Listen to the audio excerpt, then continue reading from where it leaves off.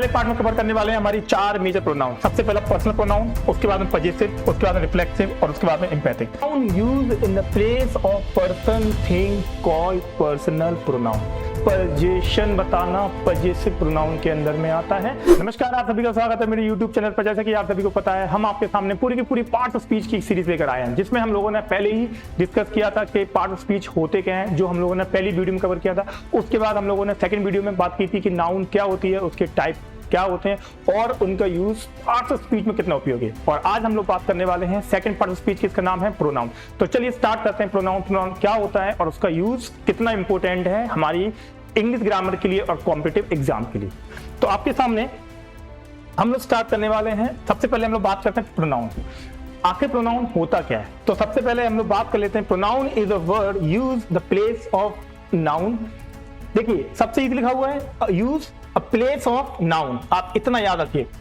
कैसे? कोई पर्सन हो, कोई प्लेस हो, कोई थिंग हो या कोई एनिमल हो, उसके नाम की जगह पे हम लोग प्रोनाउन को यूज कर सकते हैं। क्योंकि जब हम लोग किसी के नाम को रिप्लेस करते हैं तो सेंटेंस बहुत शॉर्टर, स्मूदर और लेस रिपीटिव हो जाता है। हम इसको बहुत अच्छे से जानने वाले हैं। इसके टाइप बहुत उपयोगी हैं, बहुत कम जगहों पे इसके टाइप पूरे देखने को मिलते हैं। चलिए आज हम लोग इस वीडियो के माध्यम से जानते हैं। हम लोग इस पूरी वीडियो को 3 पार्ट में डिवाइड करने वाले हैं, जिसमें टोटल हमारे पास प्रोनाउन है 6 ये हैं और 6 टोटल 12 प्रोनाउन है। तो हम लोग इनको 4-4 भागों में डिवाइड करेंगे। सबसे पहले हम लोग कवर करेंगे 4, फिर सेकंड पार्ट में 4 और फिर तीसरे पार्ट में 4। ऐसे करके मैं आपको 12 के 12 प्रोनाउन बहुत अच्छे से समझा दूंगा। चलिए लेट्स स्टार्ट। पहले पार्ट में कवर करने वाले हैं हमारी 4 मेजर प्रोनाउन। सबसे पहला पर्सनल प्रोनाउन, उसके बाद में पजेसिव, उसके बाद में रिफ्लेक्सिव और उसके बाद में एम्पैथिक। और इनके नाम से भी हम लोग जान सकते हैं इनको पुरुषवाचक, अधिकारवाचक, निजवाचक और दबाव सूचक। जब हम लोग इनको डिटेल में पढ़ेंगे तब हम इनको बहुत डिटेल में जानेंगे। एक बार हम लोग और डेफिनेशन याद कर लेते हैं कि प्रोनाउन क्या कह रहा है। प्रोनाउन कह रहा है कि सब्स्टिट्यूट ऑफ नाउन। हम नाउन की जगह पर किसको यूज करेंगे? यस, प्रोनाउन को यूज करेंगे। सो ये बेसिकली पहला पार्ट है, जिसमें हम लोग पूरे के पूरे 4 प्रोनाउन को कवर करने वाले हैं और इनकी डेफिनेशन, इनका यूज और ये इतने इंपॉर्टेंट क्यों है, ये सब हम लोग जानने वाले हैं। सबसे पहले हम बात करते हैं पर्सनल प्रोनाउन की। आखिर में ये होती क्या है? So a pronoun used in the place of person thing called personal pronoun. ध्यान से सुनना, कहां पर? पर्सन, थिंग और प्लेस, ठीक है ना। जैसे कि आई, वी, यू, ही, शी और दे। तो इट, यस, इट को हम लोग यूज करेंगे कहां पर? यहां यूज करेंगे प्लेस की जगह पर और थिंग की जगह पर। बाकी इनको, इनको, इनको, इनको और इनको और हम लोग यूज करेंगे पर्सन की जगह पर, ठीक है ना। जैसे कि I am a student, I, she is my friend, तो शी, और दे आर प्लेइंग क्रिकेट, तो दे। यहां पर आई, शी और दे, आई, शी और दे, ये सारी की सारी पर्सनल प्रोनाउन है। आपके सामने एक ब्लैंक चार्ट दिख रहा होगा। हम जब चारों प्रोनाउन को बहुत अच्छे से समझ लेंगे फिर हम इस चार्ट को भरेंगे और आप विश्वास मानिए इस पर्टिकुलर चार्ट के द्वारा आपको ये चारों प्रोनाउन बहुत अच्छे से क्लियर हो जाएंगे। तो मैं फटाफट समझा देता हूँ। सबसे पहला बॉक्स में हमारे पास पर्सनल प्रोनाउन है, फिर है पजेसिव प्रोनाउन और फिर है कंपाउंड। इनमें हम लोग subjective pronoun, objective, possessive adjective वाला हिस्सा, पजेसिव प्रोनाउन वाला हिस्सा, रिफ्लेक्सिव प्रोनाउन और एम्पैथिक प्रोनाउन। कुछ बच्चों ने तो फर्स्ट टाइम सुना होगा, लेकिन जिनको पहले से पता है उनका यहाँ पर कॉन्सेप्ट एकदम क्लियर होने वाला है। चलिए सेकंड, हमारे सामने दूसरी प्रोनाउन है हमारी पजेसिव प्रोनाउन। जैसे कि अपने नाम से ही क्लियर है, ये अधिकारवाचक, यानी कि इसमें कहीं ना कहीं कोई अधिकार या संबंध की बात होती है। जैसे कि देखिए, a pronoun that shows position. Position मतलब होता है अधिकार, यानी कि किसी भी नाउन से हमारा अधिकार या वो नाउन से हमारा कोई ना कोई संबंध बताना। ओनरशिप लिखा हुआ है ना, पोजीशन या अधिकार यानी कि संबंध किसी वस्तु से बताना, वस्तु यानी कि नाउन से बताना, called a possessive pronoun. Example देखिए, mine, yours, his, hers, ours और देयर्स। दिस बुक, ये बुक है और इसका संबंध किससे है? मुझसे। This book is mine. ऐसे ही दैट बैग इज योर्स। ये प्रोनाउन कहीं ना कहीं पोजीशन शो करती है और आपको याद रखना है, अगर हम पजेसिव प्रोनाउन पढ़ रहे हैं तो हमें साथ ही साथ पजेसिव एडजेक्टिव भी पढ़ना बहुत जरूरी है। थर्ड पर आता है हमारा रिफ्लेक्सिव। रिफ्लेक्सिव से क्लियर हो रहा है कि कोई चीज किसी चीज को रिफ्लेक्ट कर रही है। कैसे? देखते हैं। A pronoun use when the subject and object are same. थोड़ा डेफिनेशन आपको अजीब लग सकती है, पर आप मैं इसको समझाऊंगा तो आपको एकदम सरल लगेगा। कैसे? देखिए लिखा हुआ है same person is called reflexive pronoun. जैसे example myself, yourself, himself, herself, ourself और देम सेल्फ। ओके, जैसे कि आई, अभी देखिए ना यहां जो लिखा था ना कि subject and object, subject and object. I, यहां पे देखिए आई हर्ड माई सेल्फ। कभी कभी होता है ना हमारा हाथ कहीं लग जाता है और हमें लग जाती है, खुद से ही लग जाती है। तो यहां सब्जेक्ट आई है और माई सेल्फ यहां पर ऑब्जेक्ट है। तो यहां पर जो कर रहा है और यहां पर जिसके ऊपर काम हो रहा है, दोनों की दोनों क्या है? सेम है। तो subject and object are the same, उसको कहते हैं रिफ्लेक्सिव। सब्जेक्ट जो काम करता है वो खुद के ऊपर ही करे, तो जहां सब्जेक्ट और ऑब्जेक्ट ऑलमोस्ट सेम होते हैं वहां पर होता है रिफ्लेक्सिव प्रोनाउन। जैसे कि she cooked the food herself, उसने खाना तो बनाया पर किसके लिए बनाया? खुद के लिए बनाया। तो यस, वैसे ही दे एंजॉयड देमसेल्फ, वो अपने आप को खुद ही क्या किए? एंजॉय, यानी कि उन्होंने खुद ही क्या लिया? आनंद लिया। तो इस तरीके से हम लोग कह सकते हैं जहां सब्जेक्ट अपने ही ऊपर कार्य करे और सब्जेक्ट और ऑब्जेक्ट जिसमें दोनों सेम हो, वो कहलाता है हमारा रिफ्लेक्सिव प्रोनाउन। इसी से मिलता जुलता है एम्पैथिक। चलिए जानते हैं उसको भी। एम्पैथिक, अब आप लोगों ने पढ़ा होगा दबाव सूचक क्या होता है, आइए फटाक से जानते हैं। इसमें एक बात याद रखना, इसमें सब्जेक्ट और ऑब्जेक्ट दोनों एक साथ ही लिखे जाते हैं। कैसे? देखते हैं। A pronoun used to give emphasise to noun और pronoun is called an emphatic pronoun. कैसे?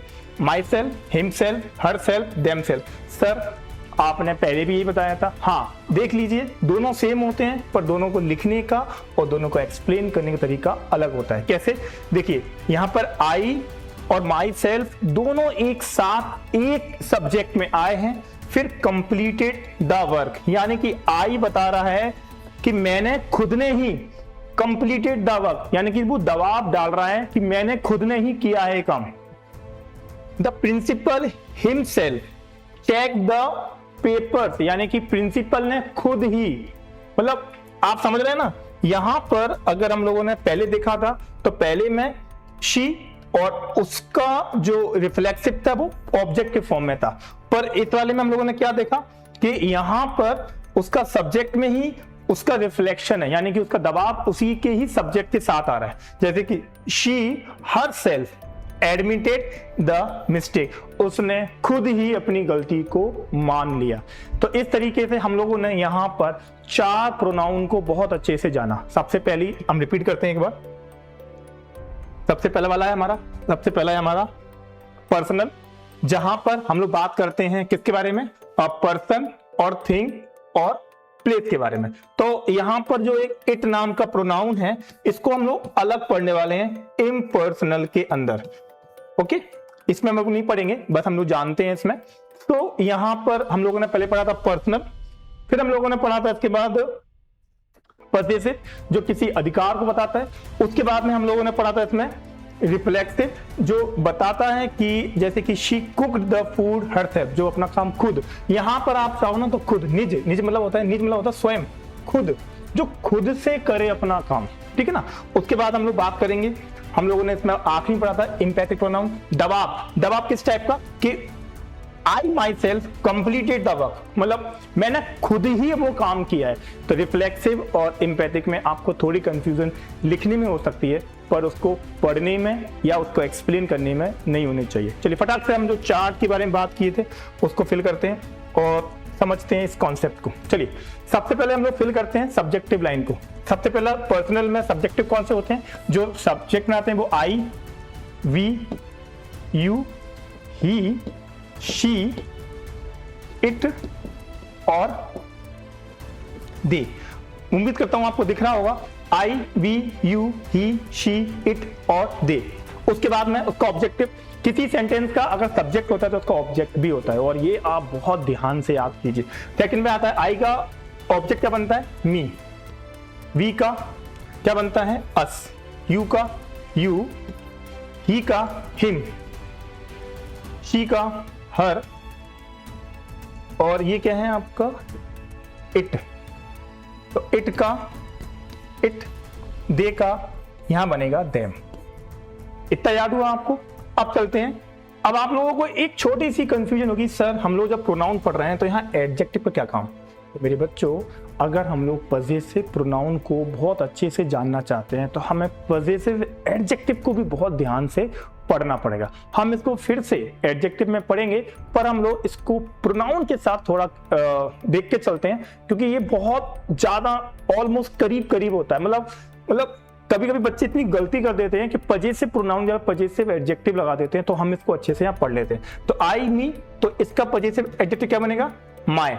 और इसका पजेसिव प्रोनाउन क्या बनेगा? Yes, mine. पहले हम इसको फिल करते हैं। उसके बाद में वी अस, तो यहां बनेगा हमारा अवर, तो यहां बनेगा हमारा यस अवर्स। आप मेरे साथ साथ खुद भी बना के चलिए। आपको बहुत, ये प्रैक्टिस एक ऐसी प्रैक्टिस है जो सबसे अच्छे तरीके से प्रोनाउन सिखा सकती है। चलिए, यू, इसके बाद में क्या बनेगा आपका? Yes, your. बस एस लगाते चलिए। तो यहां पर भी क्या बनेगा आपका? यस, यहां भी बनेगा हमारा योर्स। ही, हिम, यहां पर क्या बनेगा? हिज। तो बच्चों यहां भी सेम बनेगा हिज। यहां पे हर बेटा, यहां भी सेम हर बनेंगे। यहां पे हम लोग हर्स करेंगे। क्या करेंगे? हर्स करेंगे। मैं सही से लिख देता हूं, आर एस। इट, यहां भी हमारा इट आएगा। और बच्चों यहां पे आएगा हमारा इट्स। क्या आएगा हमारा? इट्स। दे देम, यहां आएगा हमारा देयर। क्या आएगा हमारा? देयर। तो यहां आएगा हमारा देयर्स। क्या आएगा हमारा? यहां हमारा आएगा देयर्स। हम लोगों ने subjective pronoun, objective pronoun, possessive adjective और पजेसिव प्रोनाउन। अब हम बात करेंगे कंपाउंड की। यहां पर हम लोग लिखने के लिए दो शब्दों का प्रयोग करेंगे और वो प्रोनाउन एक ही होगी। कैसे? जैसे कि आई, मी, माय, माइन, तो अब यहां पे हो जाएगा माय सेल्फ। और सेम यहां भी होता है, माय सेल्फ। वी, अस, अवर, अवर, तो यहां पे हो जाएगा आवर। और यहां पर सेल्फ का एफ हटाकर क्या करेंगे? यहां पर एफ को हटा के वी और फिर ई एस लगाएंगे, सेल्फ्स।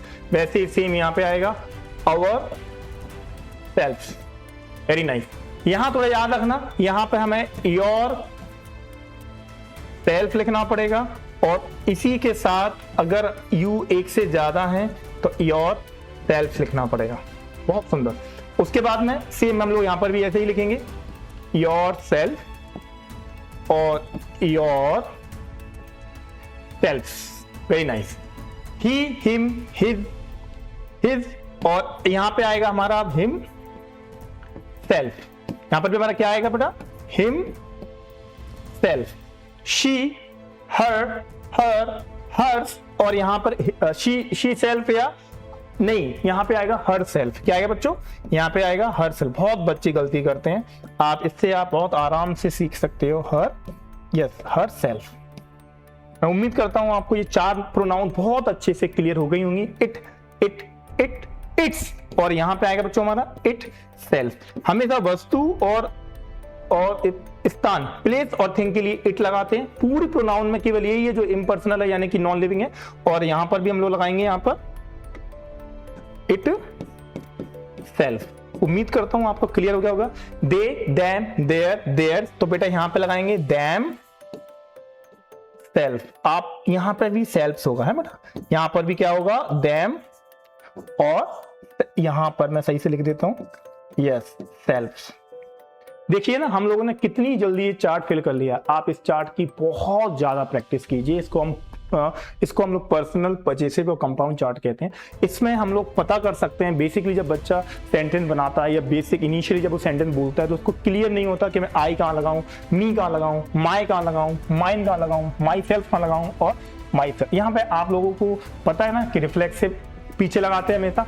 रिफ्लेक्सिव हमेशा ऑब्जेक्ट में बनता है, पर इम्पैथिक हमेशा अपने सब्जेक्ट के साथ बन के आता है। क्लियर? तो मैंने आपके सामने पहले पार्ट की 4 मेजर प्रोनाउन क्लियर कर दी, जिसमें पर्सनल, पजेसिव, रिफ्लेक्सिव और इम्पैथिक थी। अब हमारा सेकंड पार्ट में हम लोग इसके आगे की और थर्ड पार्ट में उसके आगे की प्रोनाउन पूरी क्लियर करेंगे और बेसिक जानेंगे प्रोनाउन क्यों इतनी इंपॉर्टेंट है। क्योंकि नाउन अगर हम लोग पढ़ रहे हैं तो हमें प्रोनाउन भी क्लियर होना चाहिए। अधिकतर पेपर प्रोनाउन से बनते हैं, आप हमेशा इसका याद रखिए। चलिए, इसी के साथ साथ हम लोग पार्ट 1 कंप्लीट कर चुके हैं। अगर आपको मेरी वीडियो अच्छी लगी हो तो आप इसको सब्सक्राइब कीजिए और अधिक से अधिक लोगों के साथ शेयर कीजिए। बहुत जल्दी आपके साथ सेकंड पार्ट शेयर किया जाएगा। आज के लिए इतना ही था। Thank you so much.